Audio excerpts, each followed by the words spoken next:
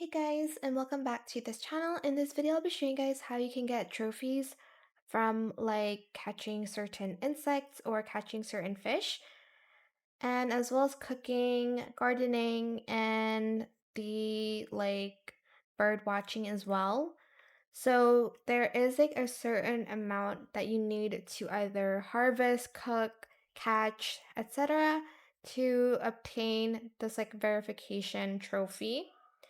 So for instance, I have this grape one which is ready to claim. If I go to details here, as you can see, it's already successful.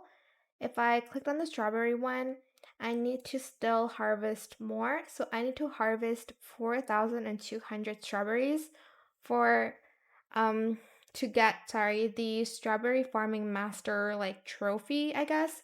You'll get this. It will show on each like one what it's going to look like. Here is what it looks like as well for like foods. This is what it looks like for gourmet life, and then for bird watching, you got like this as well. So let's claim mine here, and this is what I get. Congratulations on obtaining the collectible certification from the Developers Club.